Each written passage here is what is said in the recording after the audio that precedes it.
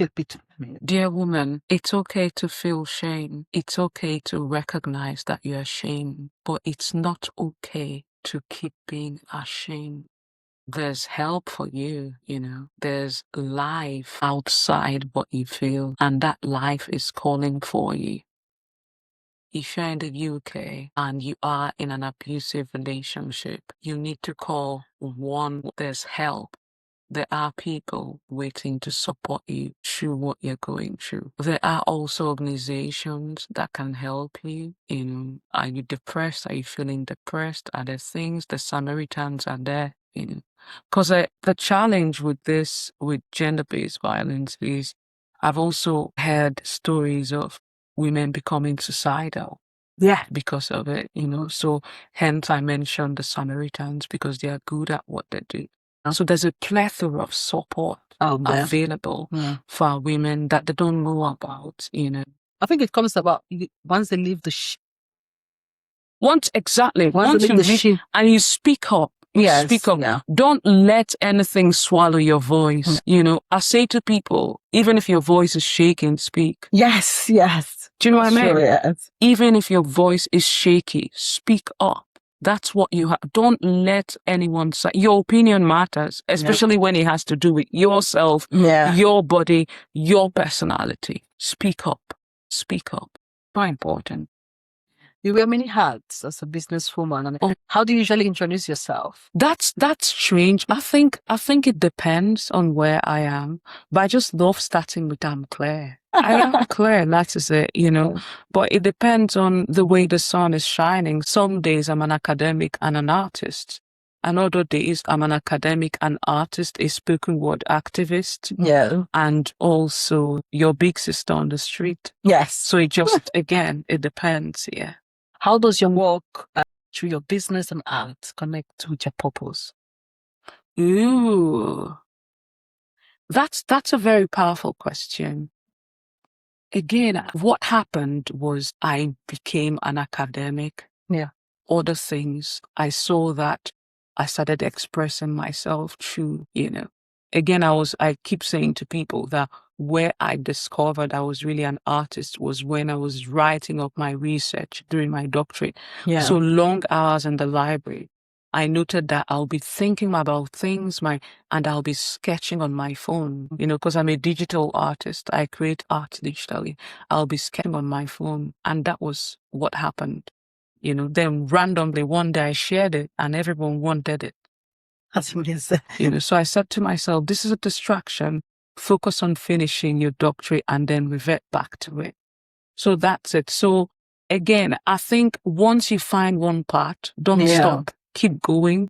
Oprah keeps saying this thing that you have to keep, not Oprah now, it's actually Dr. Cindy Trin, that once you're a leader, you need to keep investing in improving yourself. That's true. So that's the thing. If you find that you're good at this, don't stop because you found something you're good at. Just keep going. And if you stay in that part of becoming, there are other things that will emerge. So that was really what happened with me, I still say that my purpose is still unfolding. My purpose is still unfolding as it is, So you've come with a piece of your art. Again, part of what I do is cultural storytelling. Yeah. One of the things I discovered about, again, at some point, I'm an immigrant here. Yeah. Before I became a British citizen. But I realized that during the pandemic, I started missing where I called home. Yes. However, it didn't feel like home anymore. Mm-hmm. Do you know what I mean? But there were aspects of it that would come as flashes, and I decided to document them. So I brought 2 pieces of that. Normally, my art celebrates women of African descent and all of that, but these ones were special to me because I decided to document men, African men as I see them, especially within my father's culture, which is the Igbo culture. Yes. And how they dress during parties and things, especially the younger men now. I brought 2 pieces that tell very important stories, about my culture and a bit of my family background as well, So I'll start with this one. So these are basically Igbo men, you know, dressed up for a party. Now, these are Afik women, normally they wear this blue during celebrations. Yeah. So I thought to just capture them dancing, added a bit of mine, holding an umbrella, which they normally don't do. But I just thought to, just document that my own way, wearing corals and beads and all of that, but dancing, going towards a celebration. This one is dear to me because I thought to document some of the stories my mom will tell me about growing up as a child, because I remember growing up, Mom, I need new clothes. Mom, I need new shoes. I love shoes. And mom will say to me, growing up, we never wore shoes. Yeah. We just wore what we had available. I thought to just document, if you notice, the women are not wearing matching fabrics, African fabrics. Yeah. They're just wearing different fabrics. So my mom will say then, whatever piece that worked, that is what we'll tie on our chest. She will say to me, I went to primary school. I never wore shoes. Yeah. We walked with that. And I couldn't believe it. What do you mean? What do you mean? So at some point, I decided to just document that, So that's great grandma, mom and mom's little sister, auntie, going, and then mom's brother, going to the market. This was them basically. They were also traders. So I just thought to myself, why don't I just draw something that reminds me of that story?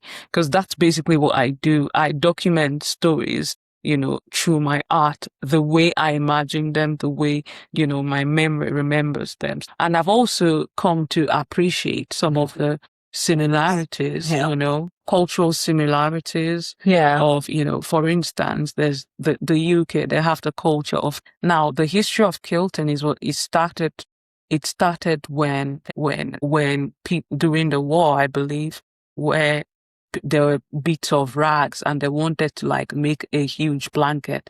So they'll just get pieces of materials that were cut from old rags and then sew it up together, stitch it up together.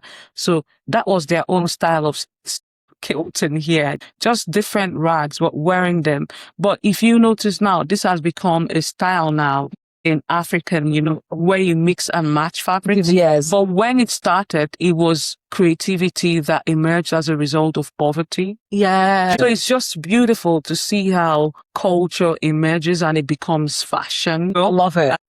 What inspires you? God, people, stories, people's stories, and then God, Chukwu Okike, I will say in Igbo, the God that creates, which is my major, major inspiration. Because some of the work I've done, and I've literally sat back and Claire, I pinch myself. But yeah, God and his creation, those inspire me. And then the stories that I hear, I remember sketching this. This took me about 3 days. My mom, God have rest her soul, she's gone now.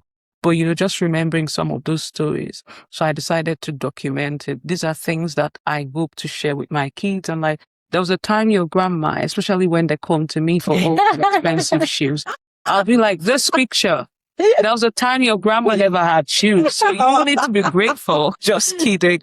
But yeah, you need to be grateful for the shoes you've got and things like that, What role does creativity play on your healing? Yes. One of the things I do is I journal. Yes. There are art pieces, that I've created that will never be published.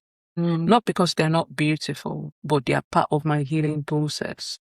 So creativity helps me detox. The beautiful thing about detoxing is that it allows you to get rid of harmful toxins in your body. And that's what creativity helps me do. I remember my lowest of times during the pandemic, I got a diagnosis that sort of did a 360. Yeah. Literally changed my life. But what got me through processing the diagnosis and just thriving through it and flourishing now, as it were, because selfishness. Yes. Self-care. Because self-care, not selfishness. Yeah, I was journaling through my creativity. Yeah. Every day, some days I sketched more than 10 artworks. How I did it, I don't know. My doctors had said you might need to be on a wheelchair. It was that bad because I was right-sided paralyzed at some point. But you see, just music in the background, my tablet or my laptop, and just sketching and all of that, it just helped, I say to people, where words fail, art speaks, so yeah, so creativity is so powerful. It's a tool. And one of the things I do offer is my well-being sessions. I offer like guided creative sessions as a therapy tool, Yes. where just we can gather, no phones, no nothing, just create. Yeah. You might even be coloring with Yes. pen and paper, but it's so relaxing and it's so soul healing and as well. And it gives you an opportunity to think clearly. Yes. I love AI, by the way, ChatGPT, but it's taking away a lot of our creativity because first thing you think about, instead of using your head to think, you want to rush on the phone to do a research. But a section like that is important. You don't have the phone, you don't have the noise, just tune it. Just tune in. Just tune I in. love it. Yeah, because the thing is, most times all we need is within us. Yeah. So just taking that time to just relax and hear yourself, declutter. Yeah. Lose the noise. Oh my God, I really enjoyed the pandemic. I don't know because it allowed me time with myself. No. I didn't have a busy calendar. Oh goodness. Is there a project, exhibition, or business milestone that you're particularly proud of, and why? Got now, but unfortunately, I can't talk about it because it's still, Yeah. But I was so thankful that this particular group company got in touch, and they wanted me to create an art piece that is in a part of the world at the moment that I want to go to. Yeah. But my art is there. So I'm super thankful for that. And I'm also super thankful for having worked with the Angelo Center. I was commissioned as an artist on their Stories of Color project, so I created one of the art pieces in that project, and I'm so thankful for that. And I also created 2 spoken word pieces.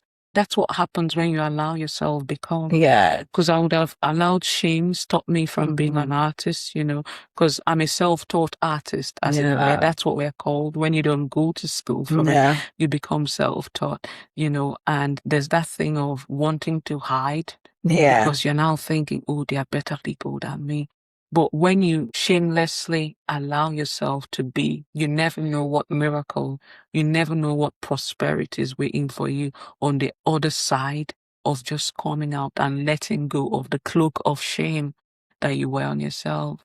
You remember you asked me a question, what do people misunderstand about me? Yeah. And I kind of did not know how to answer that. Yeah. Because if you're living shamelessly, you don't really care about what people think about you. Do you know what I mean? Yeah. Because the world would always adjust. And I don't want to say that as a selfish person, because again, there's the toxic part of selfishness, but there's also that help, because I believe that if you cannot help yourself, no need helping others. Listen, I'm a Christian, right? So I want to give you this example.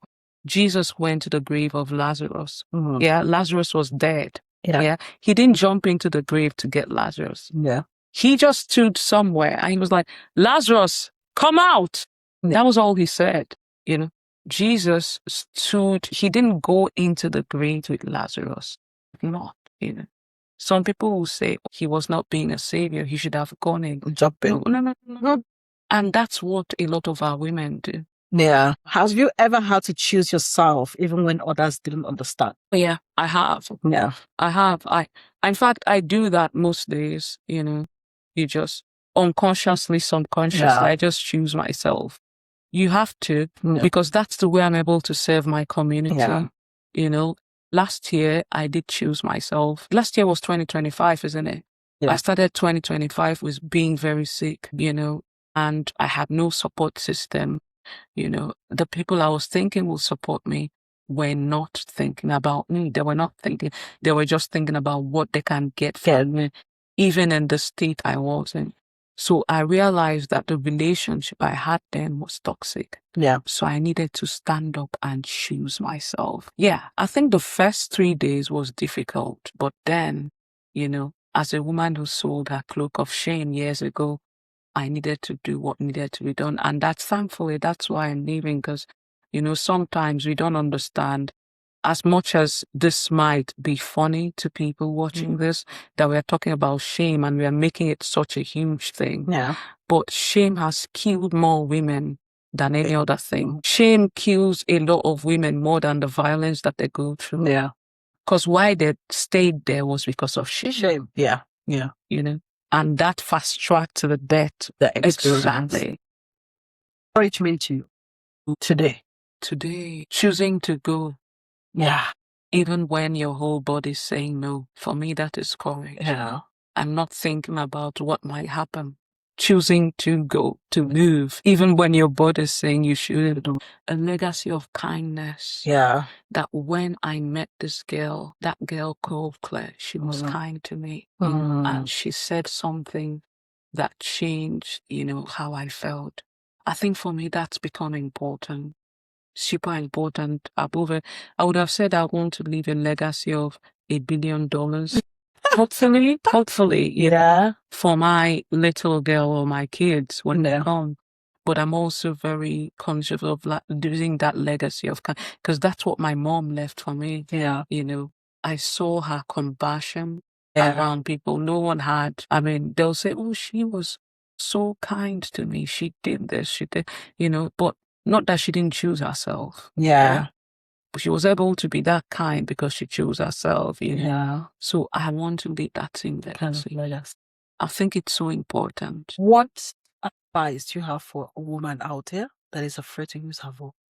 Nothing will happen if you use your voice. When I mean nothing will happen, as in nobody will beat you for using your voice. Nobody will. If you could speak to your younger self today, keep going. Don't let anything stop you. Don't let anything stop you. Keep going. It can only get better. It can only get better. I know we hear that all the time, but that's really what it is. Yeah. Because there were times things were trying to stop me, and I nearly stopped. Yeah. Because I remember, 2012, I nearly stopped.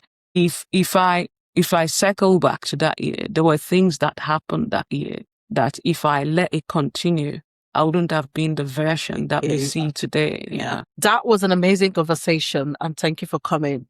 Thank you for joining us today. Healing Chat by Tolicious, created by CAS UK. Remember, healing isn't a destination, it's a journey. Until next time, see you and take care of yourself, because we believe here that self-care is not selfish, it's survival.